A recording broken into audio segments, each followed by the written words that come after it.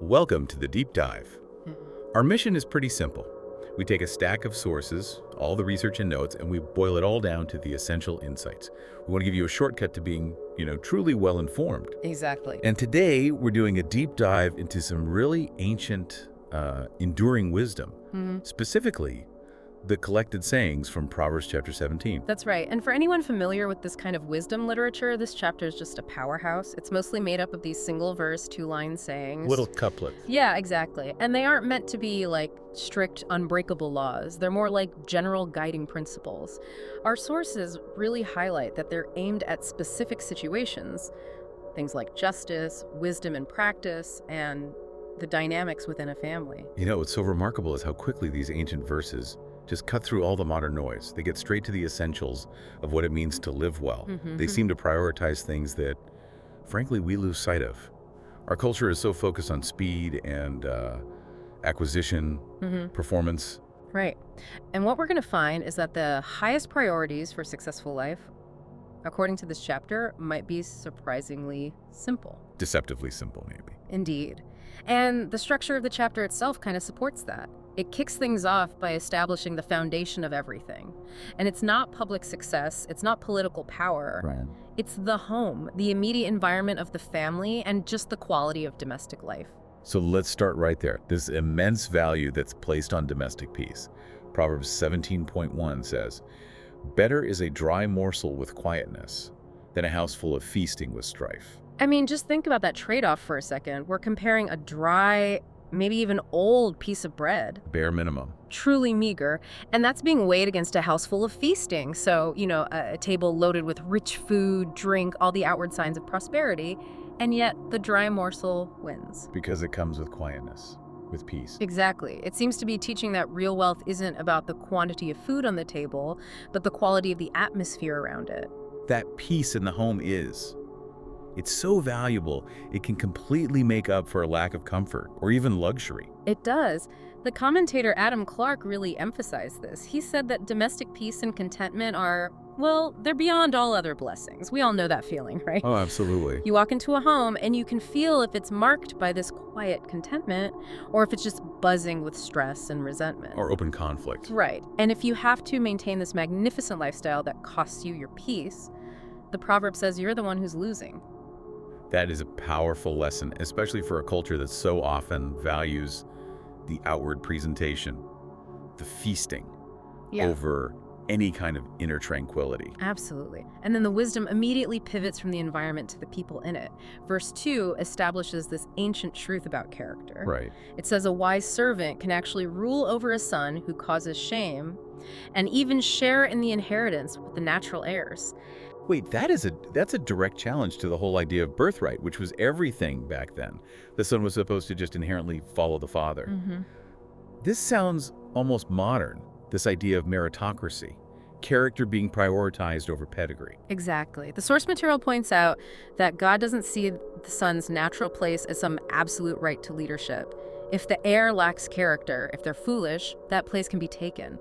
A wise servant, someone proven by their merit, can be elevated. So family ties are important, they're valued, but they aren't the ultimate factor in a person's worth or their capacity to lead. It really comes down to wisdom and behavior. And tying all those generations together, verse 6 offers this beautiful two-way mirror of connection.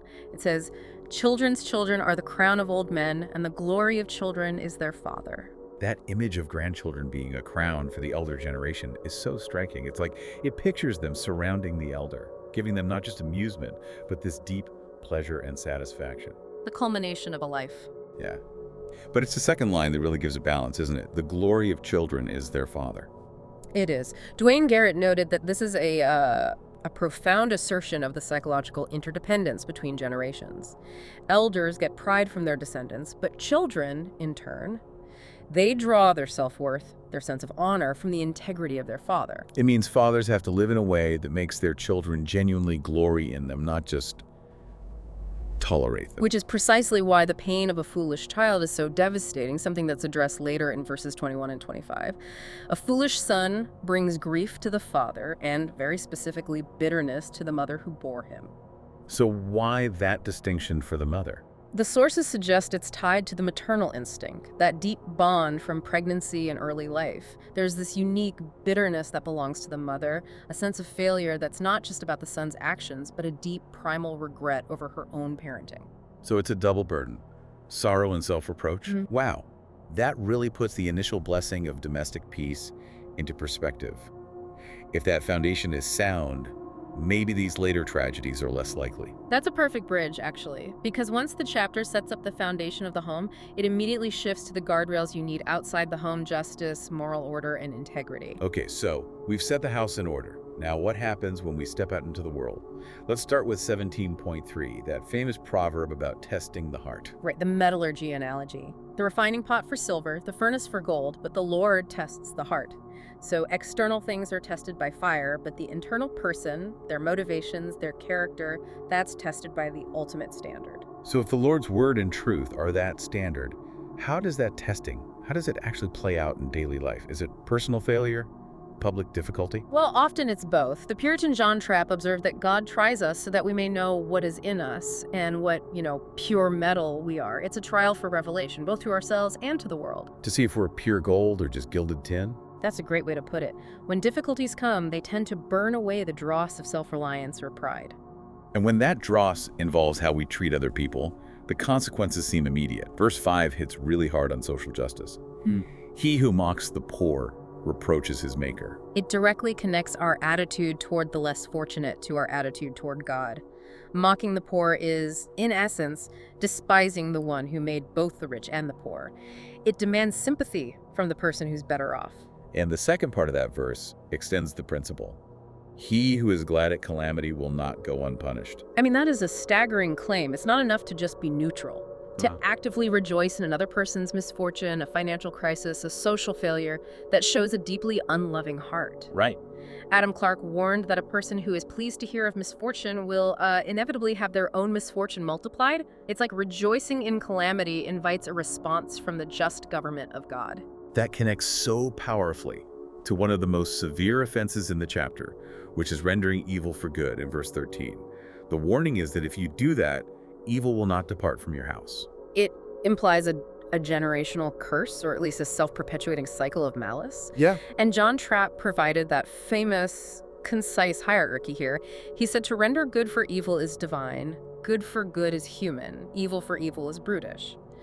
But to reward evil for good, to repay kindness with betrayal, that's defined as devilish. The ultimate perversion of moral exchange. It's a betrayal of trust at the highest level, and the consequences stick with the whole family. And that leads right into the need for balanced justice. Verse 15 states that justifying the wicked and condemning the just are both an abomination to the Lord. We often hear that idea that it's better to let 10 guilty people go free than to punish one innocent person.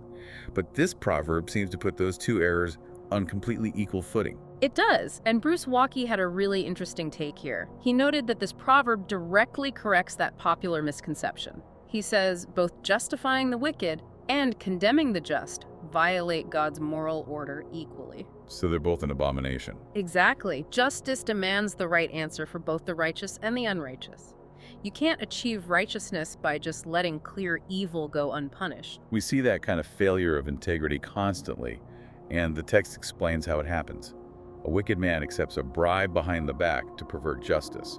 It's all done in secret. And on the flip side, the integrity of the system is also wrecked when upright leaders are unjustly punished. The moral order has to be balanced. You need the right outcome for the guilty and the innocent. Okay, moving on. Our third section is about the practice of wisdom, how we navigate relationships, and especially how we control conflict and communication. And it starts with a warning about what we consume, what we listen to. Right, verse 4. An evildoer gives heed to false lips, and a liar listens eagerly to a spiteful tongue. The warning isn't just about what we say, but what we choose to hear. That's a key distinction. It is. If you find you have an appetite for gossip, for sensationalism, for conspiracies, or just outright lies, the source material suggests this might be a sign of pretty serious spiritual trouble. Evil loves to embrace a lie that validates its own prejudice. If we love hearing the lies, we're enabling the liar. Precisely. And that takes us to interpersonal dynamics in 17.9, which is just essential wisdom for relationships. He who covers a transgression seeks love, but he who repeats a matter separates friends. This requires tremendous wisdom to apply. So covering a mistake, not broadcasting it, not holding it over someone's head, that's an act of love to preserve the relationship. But repeating it, whether you're telling other people or just constantly reminding your friend of their failure, Yeah. that guarantees ruin. But there has to be a limit, right? Of course, our sources caution this is for, minor personal sins. If exposing a dark deed like financial fraud or abuse prevents future harm to someone else, then exposure might be the right thing to do. The wisdom is knowing the difference. That's a nuance that really defines emotional maturity. And if we fail at that and we start a conflict, we run into that metaphor in 17.12. Strife begins like releasing water. It's the perfect image. Bruce Walkie describes it like a tiny crack in a dam, a small leak. At first, it's nothing, but under all that built-up pressure, it quickly turns into this uncontrolled, violent cataclysm. So the warning is to treat even the smallest breach of peace like a catastrophe waiting to happen. Right. Practically speaking, it means we have to be obsessed with prompt maintenance. John Trapp compared it to the Dutchmen with their dikes and dams. They have to look narrowly at the small breaches and fix them immediately, or the whole sea floods in. You have to stop the contention before the quarrel even begins. You do. And maybe the greatest tool for that is the wisdom of restraint we find in verses 27 and 28, the wisdom of silence. He who has knowledge spares his words, and a man of understanding is of a calm spirit. So calmness and restraint are markers of genuine understanding. Constant agitation, endless talking, always needing to have a hot take, that's actually a mark of folly, not wisdom. Your wisdom is often shown more by what you don't say. And I love the insight in 17.28. It's the ultimate defense mechanism. Even a fool is counted wise when he holds his peace. It's a form of protection. If you're not sure what to say, silence is the safe bet. It rings true with that great summary, the one attributed to Abraham Lincoln. Oh, better to keep your mouth shut and let them think you're a fool. Then to open it and remove all doubt. The proverb confirms that strategy, absolutely. That takes us into our final section then, which is exploring the landscape of folly itself, the nature and consequences of unwise living. And it starts with the unfitness of speech in verse 7. It states that excellent speech isn't really expected from a fool, but lying lips are much less fitting for a prince or a leader. There's a higher standard of truth for those in high places. And the sources note that, well, it's a standard that's rarely met today, unfortunately. Right, but the core problem for the fool isn't usually external, it's their resistance to correction. Verse 10 says, rebuke is more effective for a wise person than 100 blows on a fool. The correction isn't the problem. The recipient is. Exactly. As G. Kimmel Morgan put it, the finer the disposition, the less is needed to correct it.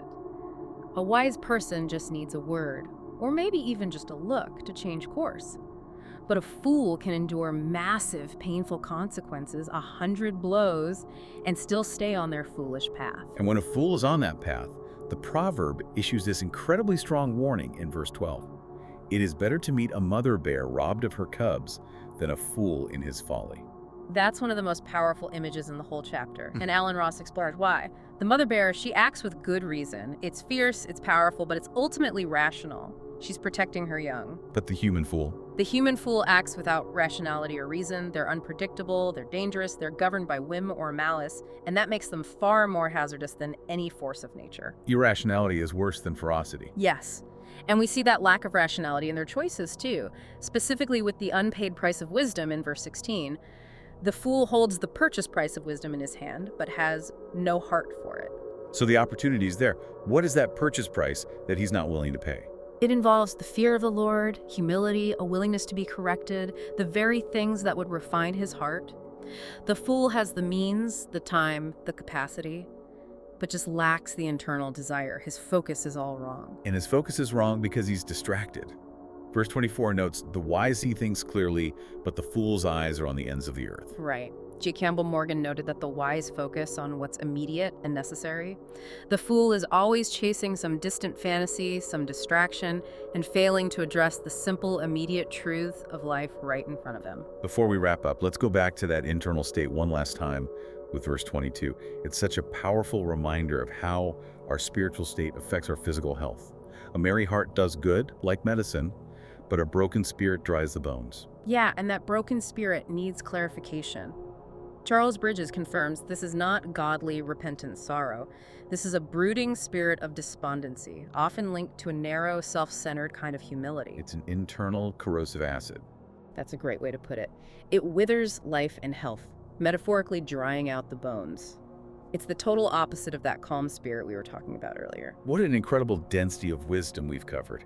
The, Sure. the non-negotiable need for peace at home, the demands of justice, and the real dangers of a perverse tongue and conflict. And to tie all these relational ideas back together, loyalty, commitment, support, we have to go back to 17.1, one of the most powerful verses on relationships. A friend loves at all times, and a brother is born for adversity. A true friend isn't just there for the good times. No. They're defined by their constant love, no matter the circumstances. And the brother is born specifically for those times of trouble. Our sources pointed out the ultimate example of this is Jesus Christ. Absolutely. The Son of God became the true brother to humanity. He took on our nature, our struggles. He was the brother born for our ultimate adversity. It's fascinating, Charles Bridges noted that ancient Jews actually applied this proverb directly to the Messiah they were expecting. Yeah, they believed the divine Christ would incarnate and become the brother of man in the deepest sense. That's the highest standard of loyalty you can imagine. So as you reflect on all this wisdom from Proverbs 17, the need for focus, calmness, quiet integrity, let's leave you with a provocative thought from G. Kimmel Morgan, based on that definition of a true friend. If a friend loves at all times and a brother is born for adversity, two challenging questions come up for some really deep, honest self-reflection. Okay. First, am I truly a friend to anyone by that definition? And second, how many real friends do I have who meet that standard in my life? Those are great questions to mull over as you try to apply this deep dive into focus, wisdom, and relationships in the days ahead. We'll talk to you next time.